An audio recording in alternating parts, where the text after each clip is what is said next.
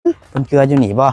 เดี๋ยวไปบูชาก่อนพุ่นไปเกลืออยู่พุ่นไปขอพรก่อนเดี๋ยวจังงั้นมาเกลือนี่เกลืออยู่นี่ป่าให้นี่แห โอ้ ละ งามมาเลยพี่น้องเนาะได้ป่ามาแต่โดนเป็นปีเลยเป็นปีได้บ่ได้มาเนาะป่าปี2 ปีน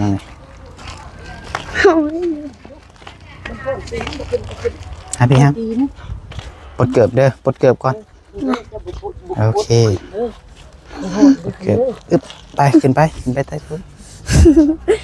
เห็นเนาะเจ้านี่ซีนี่เป็นบอกคือเพิ่นใต้ซีคือสุพรรณอันนี้นี่โอเคซีนั่นเลยมันใต้จุดในเฮานี่มาจุดเลยมาพี่อึ๊บใส่บอลนี่มันจุดอุ้ยมันจุดนี่เดโน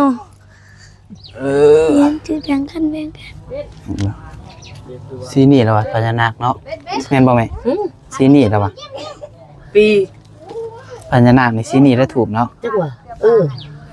พญานาคก็มีพญานาค7 สีบ่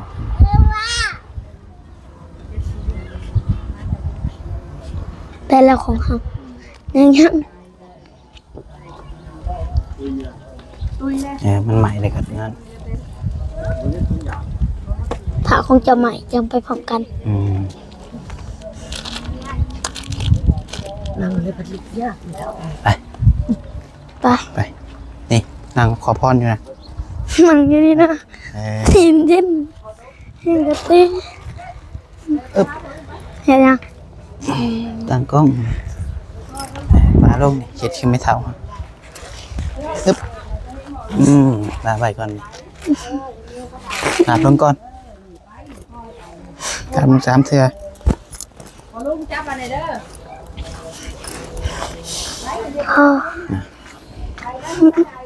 มือเจาะเลยเดี๋ยวพอลุงพาเป็นยางลัดไปบนรถจะได้โอมค่ะ